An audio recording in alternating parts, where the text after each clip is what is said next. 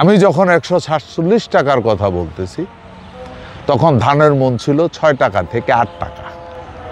ব্যবসাতে কোনো লজ্জা নাই, ব্যবসাতে কোনো ছোট বড় নাই। তুমিও এন্টারপ্রেনার হতে পারো। এন্টারপ্রেনার হওয়ার জন্য অনেক টাকার প্রয়োজন নাই। সবাই মনে করে ব্যবসা করতে প্রথমে আমার অর্থ লাগবে। আমার দৃষ্টিতে অর্থের প্রয়োজন আছে, কিন্তু এটা মেইন না। ব্যবসা করার জন্য প্রথম প্রয়োজন বুদ্ধি, দ্বিতীয় প্রয়োজন সততা, দূরদর্শিতা, ধৈর্য। এই জিনিসগুলি যদি তোমার থাকে তাহলে তুমি ব্যবসাতে এগিয়ে যেতে পারবে। পুঁজি লাগে, টাকা লাগে, অনেক বড় কিছু করতে গেলে তো পুঁজি লাগবেই। তবে বুদ্ধি যদি থাকে অনেক সময় বিনা পুঁজিতেও কিন্তু ব্যবসা শুরু হয়ে যায়। যেমন এক্সাম্পল ধরো, আজকে আমি তোমার গল্প বলতেছি, আমার জীবনের প্রথম ব্যবসা, টোটালি বিনা পুঁজির ব্যবসা। আমার জীবনের প্রথম ব্যবসা। আমার জীবনের প্রথম ব্যবসা হলো ঘিমার শাক। আজকের নতুন প্রজন্ম হয়তো ঘিমার শাক চিনেই না। ঘিমার শাক হলো এমন একটা শাক, এটা খেতে একটু তিতা লাগে।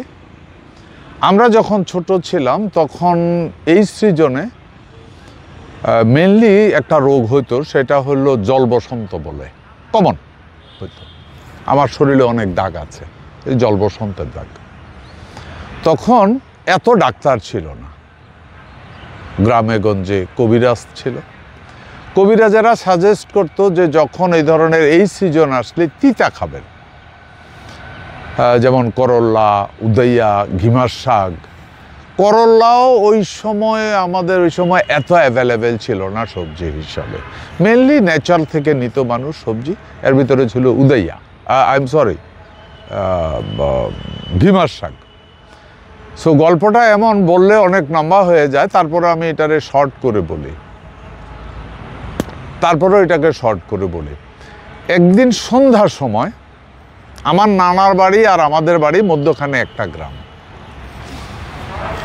সো একটা গ্রাম আর একটা নদী পার হইতে হয়। তো আমার আম্মার সাধারণত মাগরিবের সাথে সাথে নানার বাড়ি রওনা দিত, আমি থাকতাম আম্মার সাথে।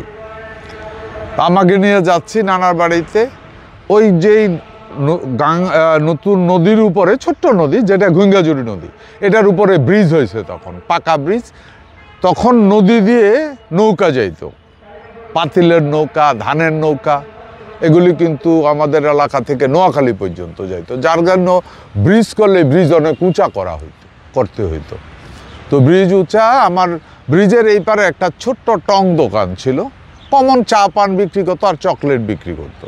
তা আমি নানার বাড়িতে যাইতে কমন জিনিসটা যেটা, আমার আম্মা আমার জন্য 1 পয়সা কি 2 পয়সা নিয়ে নিত, আর কাপড়ের আঁচলে রেখে দিত।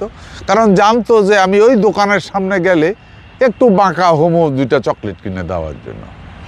তো আম্মার নদীটা পার হইলো, খালটা পার হয়ে আমি পিছনে আর শুরু করছি। আম্মায় বুঝছে টাকা দিতে হইব। তো আম্মায় ইয়াটা খুইলা, তখনকার পয়সা ছিল, এটাকে বলে ছিদ্রওয়ালা 1 পয়সা। 1 পয়সা মধ্যখানে একটা ছিদ্র। তো 1 পয়সা দিয়ে দুইটা না 3টা পাওয়া যেত, চকলেট পাওয়া যেত। তা আমারে পয়সা দিয়ে আমার নদীর ওই পারে দাঁড়ায় আছে, ব্রিজের ওই পারে। আমি নদীর ব্রিজটা পার হইয়া 2টা কি 3টা চকলেট নিছি 1 পয়সা নিয়ে আমি যখন ওই পারে গেলাম, দেখি আম্মা এইভাবে নিচে তাকাইয়া আছে। ব্যাপার হইলো, ব্রিজ উঁচা হওয়ার কারণে ব্রিজের পশ্চিম পাশে রাস্তা অনেক উঁচ করতে হয়েছে ব্রিজের লেভেলে আনার জন্য। যার কারণে প্রায় ½ কিলো পর্যন্ত রাস্তার 2 সাইডে মাটি কেটে অনেক উঁচা করছে, নতুন মাটি। আর ঘিমার শাক অলওয়েজ নতুন মাটিতে উঠছে। সেটা আল্লাহর রহমত কীভাবে হয় জানি না, নতুন মাটিতে ঘিমার শাক উঠে। তো আমি ওই পারে যাওয়ার পর, আমার বয়স তখন অ্যাপ্রক্সিমেটলি 10 বছর, বোধহয় অ্যারাউন্ড 10। আমার প্রথম ব্যবসা দিলে 10 বছরের শুরু। তো যাওয়ার পরে আম্মা আমাকে বললো যে দেখ ফুট, অনেক ঘিমার শাক দেখছো ফুট, কি সুন্দর ঘিমার শাক, 2টা গাছ উঠাতো। তা আমি 2টা গাছ উঠালাম। 2টা গাছে প্রায় 1 কেজির উপরে হয়ে গেল, বড় বড় পাতা। উঠাইয়া আম্মা বলো যে চল। তা আমি 2টা হাতের মধ্যে নিয়ে রওনা দিলাম। 1 গ্রাম পরেই তো নানার বাড়ি। নানার বাড়িতে গেলে খাওয়া দাওয়া হইলো, আবার বেক করলাম। আসার পথে আবার আমার আম্মায় আবার বললো যে আরও 2টা গাছ উঠে এনে। 2টা গাছ উঠে নিলাম আমরা বাড়িতে খাওয়ার জন্য। কারণ এই 2টা গিমার শাক বাজারে কিনতে গেলে মিনিমাম 1 আনা দিতে হবে, 1 আনা কি 2 আনা, অ্যাভেলেবেল না ওইগুলি। তো বাড়িতে আসার পর আমার মাথায় ঘুরতেছে, কারণ আমি মধ্যে একটা কথা বলে দিই, আমি কিন্তু অলওয়েজ ওই বয়সে আমি বাজার করতাম। আমার বাড়ি থেকে প্রায় 3 কিলো দূরে বাজার ছিল। কামলা বেটায় ধান নেওয়া যাইতো বা চাল নেওয়া যাইতো, বিক্রি করার পরে ওই টাকা দিয়ে বাজার করে আমি আসতাম। আমার বড় ভাইয়েরা যারা আছে তারা হোস্টেলে লেখাপড়া করে, আমি তখনও ছোট, হোস্টেল লেভেলে যাই নাই। সো বাড়িতে থাকতাম দেখে বাজার কাজটা আমার উপরেই পড়তো, ওই জন্যই বাজারের ব্যাপারে আমার অভিজ্ঞতা ছিল। আমার মাথায় ঢুকলো রাত্রবেলা আর ঘুম হইতেছে না, যে আরে এত ঘিমার শাক কী করা যায়, মানে দেখার মতো। আমার শুক্রবারে এবং সোমবারে হইল বাগমারা বাজার। শুক্রবারে ভোরবেলা সূর্য ওঠার আগে মানুষ যখন ফজরের আজান দিত তখন আমি ওইটা চলে যেতাম একটা কোদাল আর একটা টুকরি নিয়ে, বড় টুকরি, যেটা আমাদের দেশে বলে জুইন,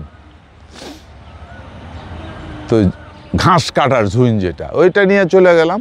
যাই আমি কোদাল দিয়ে অল্প কতক্ষণ লাগলো 1 জুইন হয়ে গেল। লালসে তুলে ফেলছি, এখন এত ভার হয়েছে আর একলা মাথায় উঠাইতে পারি না।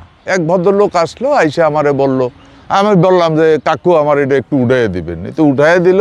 আমার মনে হয় মানে 30-40 কেজির কম হইব না। আমি এখনও বইলা দিই, আমি কিন্তু কাঁধে খুব কিছু নিতে পারি না, মাথায় এখনও 1 মণ নিতে পারি, এই অভ্যাস আমার আছে। তা আমি ওইটা নিয়ে আসা রাত্রে আমি ওই সকালবেলা ভিজিয়ে রাখলাম, পরিষ্কার করে বিকালবেলা এক লোকেরে 4 আনা, সম্ভবত 4 আনা দিয়ে আমি বললাম যে আমার এটারে একটু বাগমারা বাজার নিয়ে দাও।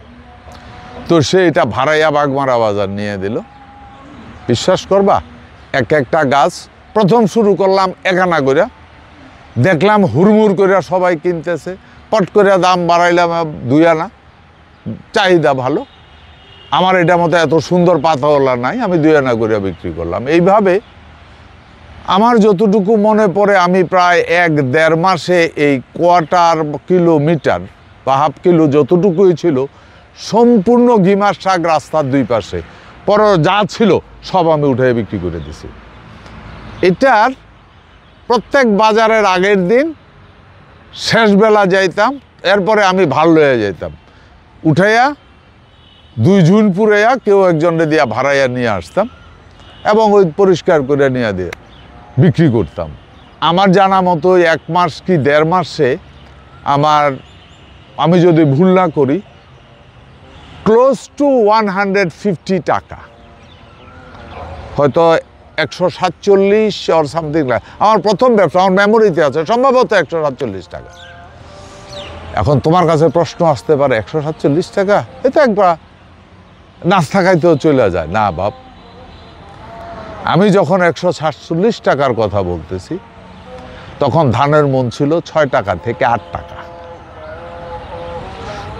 1 কেজি বেচা হইতো না চাউল, সোয়াশের চাল বিক্রি হইতো, সোয়াশের চাল বিক্রি হইতো 10 আনা থেকে 12 আনা হাইস্ট, ভালো চাল যেটা নাজির সেলের, আমি সেই আমলের কথা বলতেছি। ওইটা ছিল আমার প্রথম ব্যবসা। ওই টাকা দিয়ে ওইটা আমার পুঁজি হয়ে গেল। এই কারণে আমি বলি, তোমার যদি ব্যবসা করার থাকে, বুদ্ধির প্রয়োজন আছে, সততার প্রয়োজন আছে, তবে একটা জিনিস মনে রাখতে হবে, ব্যবসাতে কোনো লজ্জা নাই, ব্যবসাতে কোনো ছোট বড় নাই।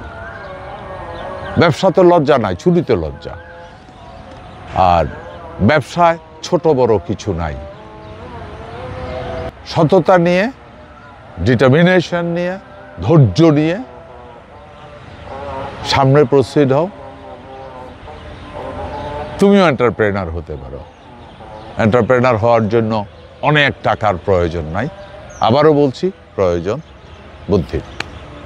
আজকে এতটুকু পর্যন্ত, আরেকদিন অন্যটা শোনাবো।